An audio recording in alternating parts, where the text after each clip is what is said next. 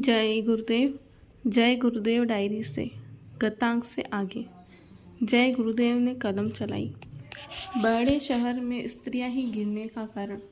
दिनांक 4 फरवरी 1963 की बात प्रकोप वाली लिख रहा हूँ। Calcutta 34B Kalighat road. स्त्री आज के युग में मनुष्य को गिराने का साधन बन गई।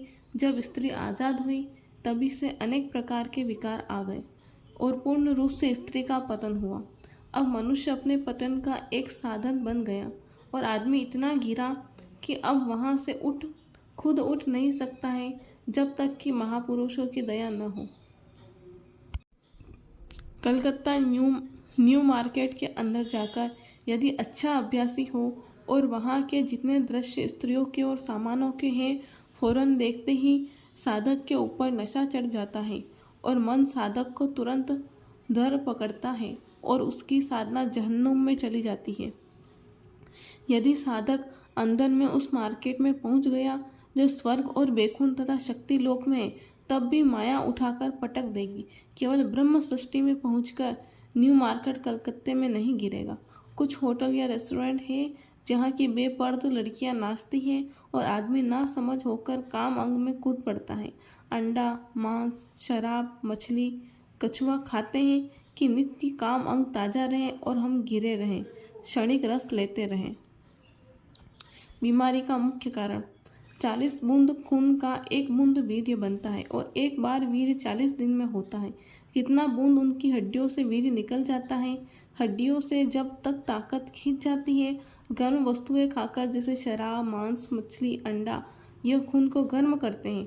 खून के गर्म होने पर जो हड्डियों में वीर्य छिपा है उनको उसी तरह निकालता जाता है जैसे दूध में से क्रीम मशीन निकाल देती है। उसी तरह मनुष्य गर्मी पहुंचाकर वीर्य निकालता है और काम अंग की ज्वाला जलती रहती है।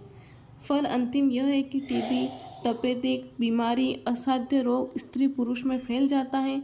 जीवन उनका जिंदा ही में मुर्दा है और किसी दिन भी कब्र में पहुंच जाएगा। अमीर लोगों, यदि तुम और काम कर सकते हो तो क्या इस व्यवस्था को बनाना तुम्हारा अधिकार नहीं है? भारत के लोग सब डूब गए, किसी ने यह तेज रहा ही नहीं। सब मुर्दे हो गए और विवेकहीन हो गए। अज्ञानी और नासमझ जीव। यह जीव निपट पामर है जिनको परलोक का किंचित मात्र ध्यान नहीं।